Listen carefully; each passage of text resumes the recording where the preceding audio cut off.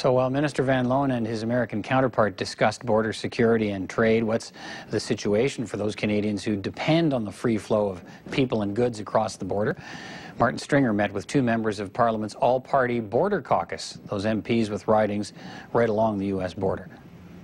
Gord Brown, Brian Massey, we have the head of Homeland Security meeting with our Minister of Public Safety. They're talking about the big picture. On the border, what are your concerns for what we call the thickening of the border? What are you seeing on the ground? Let's start with you, Gord, on the New York border. Well, first of all, as of Monday, we're going to see the requirement for a passport or a WHTI compliant document to enter the United States. So I believe that it's going to cause a lot of issues come Monday, because a lot of people, Americans currently in Canada, don't have those documents.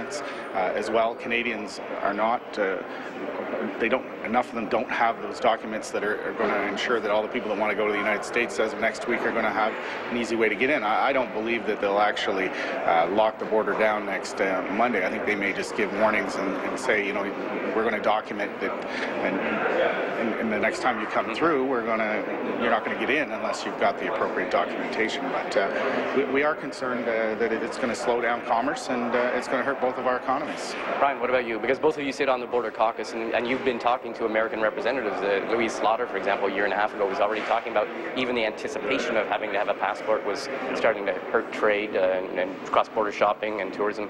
Yeah. What do you think is going to happen after Monday? Well, you'll continue to see a decline to that as well. What's really emerged, that people are seeing quite vividly now, the policies of militarization of the border. In the Windsor area, for example, we now have drone planes that will be launched in the upcoming months. There's Black Hawk helicopters. There's gunboats that have machine guns on them, M20s, M60s, sometimes upwards of 1,200 bullets a minute they can actually shoot. And as well, too, we have spy towers and fencing that might be going up on different parts. So what people are seeing is a changing relationship. You have to understand is that, you know, people go over across the border to work with business partners, to see family, friends, you see sporting events, and we've witnessed a real clampdown, and almost like they're trying to treat the Canadian and U.S. border similar to the Mexican border. And that's been one of the Napolitano's policies, where she's had to backpedal a little bit because of her earlier statements, similar to that of terrorists coming from Canada. Well, let's talk about that, both of you. I mean, open question. A lot of people, I mean, many people, I don't know, applauded the Obama administration or were supportive of the Obama administration when he was elected, but a lot of people are suggesting that Janet Napolitano and the new Homeland Security regime seems to be as strict or maybe even stricter. Gord, what's your reading on it, especially that comparison with the Mexican border? I've already been down to Washington, and Brian was with us as well a few months ago, and we met Americans just a week ago up in Quebec at our annual meeting of the Canada-U.S. Interparliamentary Group.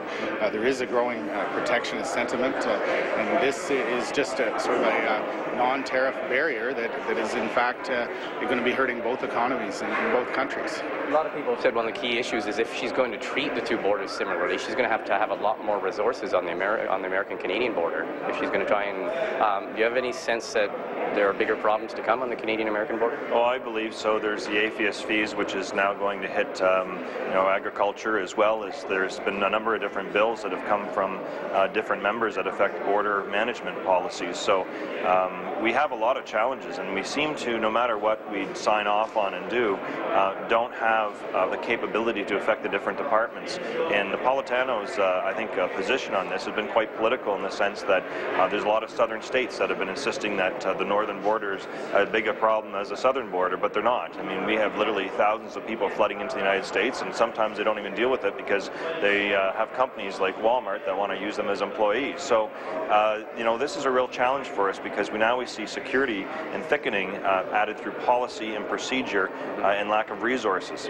Okay, you both mentioned you've been down to Washington. You've been both sitting on the caucus, the border caucus, for quite a while. Gord, what about that? Is there concern that this whole new administration has to, I don't know, learn lessons that were learned by constant lobbying by their Canadian partners, saying we don't need the kind of measures that you think you need on the northern border? There has been no lack of effort on behalf of Canadian parliamentarians and the Government of Canada to make sure that the U.S. administration and the U.S. legislators understand the implications of the actions that they're taking. And we have been lobbying in terms of this border issue now for about 4 years. It's been ongoing. We did have some success in having it put off, but here we are, only days away away from when it is going to be implemented, and there are going to be repercussions for that. What kind of a summer is it going to be then for both of your ridings? For Gananoque, Leeds Grenville on the New York border, for Windsor, obviously you've got the particular challenges of the auto sector, but in terms of cross-border shopping, cross-border transport, cross-border tourism, what do you think?